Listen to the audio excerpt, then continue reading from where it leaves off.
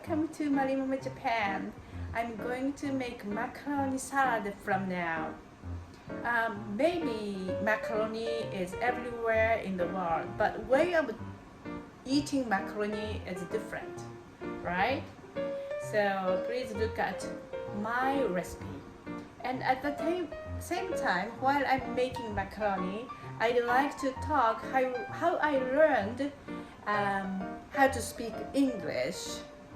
So, let's start. Hello, I'm Marimama from Marimama Japan. Today I'm going to cook a macaroni salad.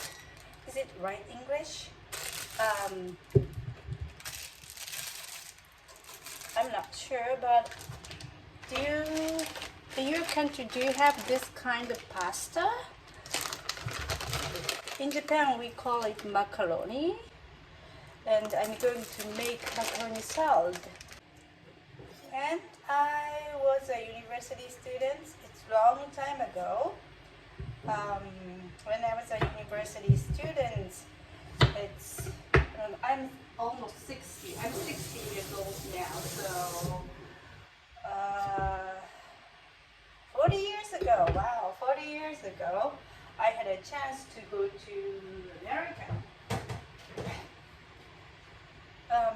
My major is English education, was English education at that time, and I met a really good professor, Professor Sano, at Yamagata University.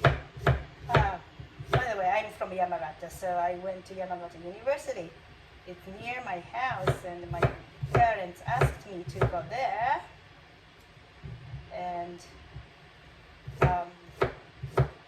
one day he came to me and said, you can get a scholarship and you can choose the country that you want to go. So how about going to a different country and learn English?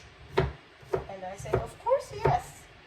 My father was an English teacher, so he really wants me to go to a different country to learn English. Actually, he learned English in the United States and he had some friends, so he decided to send me to the United States. But at that time, I didn't know the culture difference or something about culture shock, and I couldn't speak English very well. So I just thought same people are there and same kind of society was there in the United States. So I was not afraid of going to the United States, even though I couldn't speak English well. But actually, such a hard experience. If you can't speak English and go to America especially, it must be very hard for you.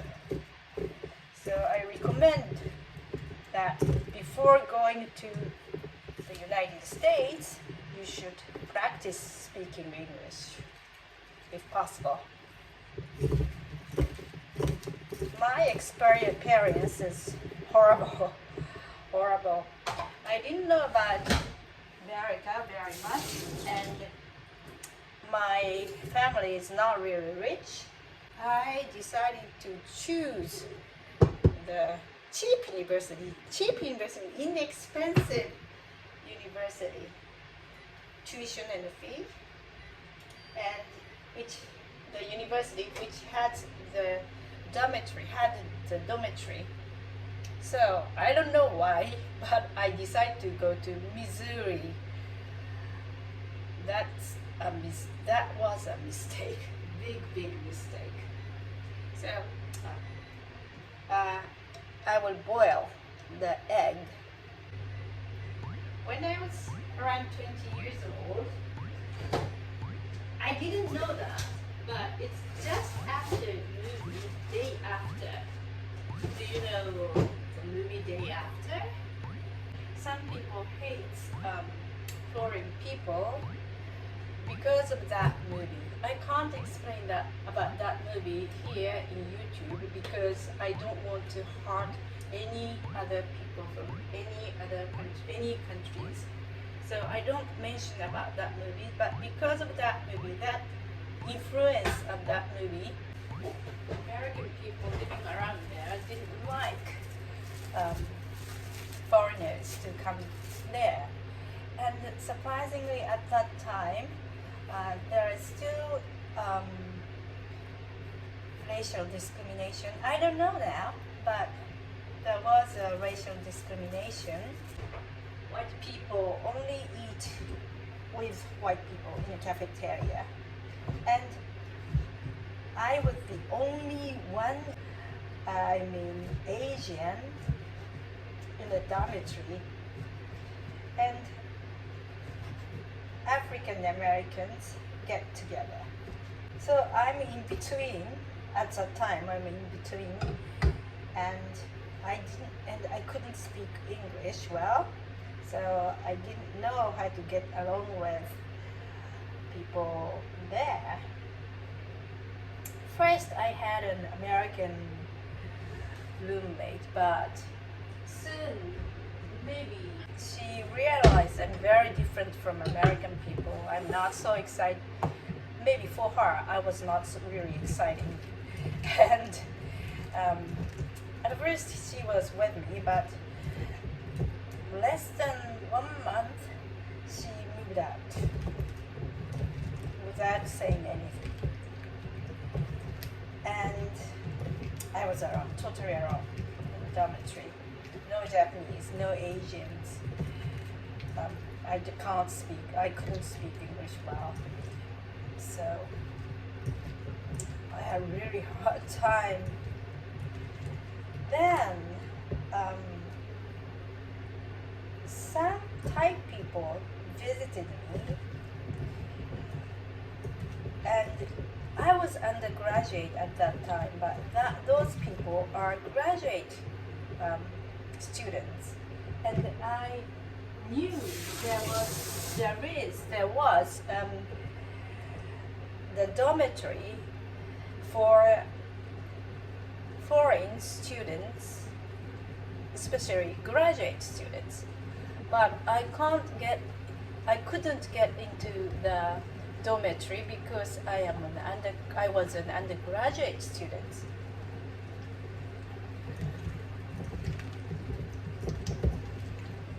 So I put salt. So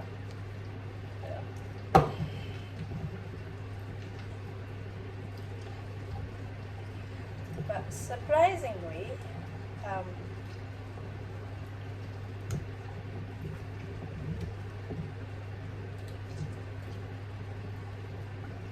some Thai people noticed or heard about me, and they visited me to my dormitory, and they invited me to the Thai party, and I met many good Thai people, and they introduced me to some Malaysian people and some Korean people, Taiwanese, Chinese, and one student from Kenya. I really loved to talk to her, and suddenly I made a lot of friends. My English was not perfect, but I learned how to speak English or how to communicate with people in English by communicating with them, through communicating with them, Asian people. Surprisingly, one Thai woman decided to move to my dormitory. She's a graduate student, but graduate students can come to live in my dormitory, in which undergraduate people live. So we became roommates, and every day we talked and talked and talked about my country, about her country, and how different our society and the American society are, and we don't understand why, but how Asian people can communicate well. Why? It depends on people maybe, but I don't know why, but we can communicate so well. My English was not perfect. Her English was not perfect, but we could communicate so well, and we became good friends of each other. So maybe when you listen to my English, you feel like, her pronunciation is strange, or her way of speaking is a little bit different, or she speaks wrong English. But I don't care, because if I had been afraid of making mistakes while I was speaking English at that time, I couldn't survive. Mayonnaise is the most important thing. I will boil the water to boil macaroni, a pasta, a kind of pasta. So I always tell my students, don't be afraid of making mistakes. We learn speaking English to communicate with people. Don't you think so? And I'll tell students, don't be afraid of mistakes. Speaking English is a kind of a survival skill for me.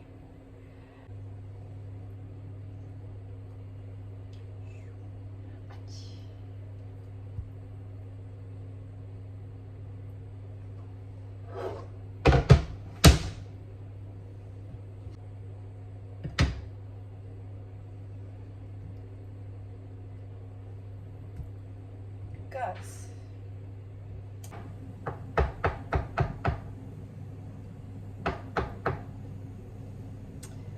put the egg into the salt,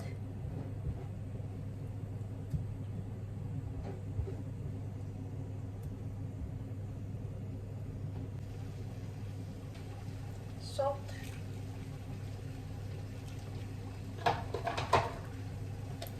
pepper, good olive oil,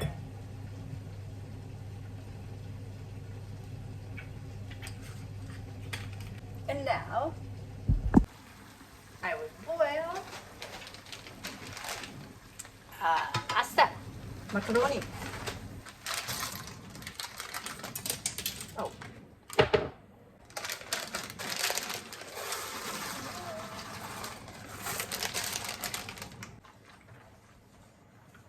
My students speak English, even to me, and they don't hesitate to speak English with MT, and they ask questions in English. They say, "Hi, good morning," in English to me or to the LT, assistant English teacher. Do you know why? So many teachers try to speak English in the classroom. Yes. I don't know, 30%, 40%, 70%, but certain amount of English in an English class. But once they get out of the classroom, they never speak English. They never talk to students in English. And I think that's the problem. Because students feel like English is a language which they learn only in a classroom. So they never speak English outside of the classroom. If you talk to them more in English outside of the classroom, I'm going to quit my job pretty soon, but best way to make students speak English is communicate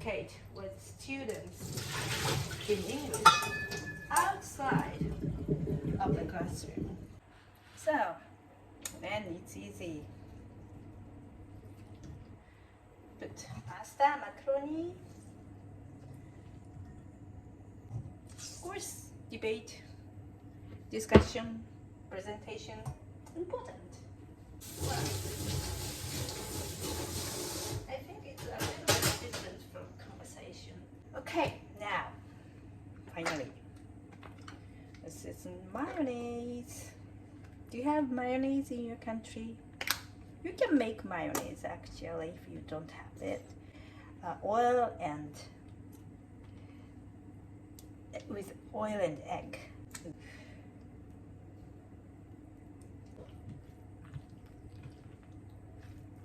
It's quite easy, isn't it? If you put cheese in this salad, it's good. Sometimes cut cheese into small pieces and put it into the salad. Finish. Did you enjoy the video? So please try if you like Japanese style macaroni salad. See you next time.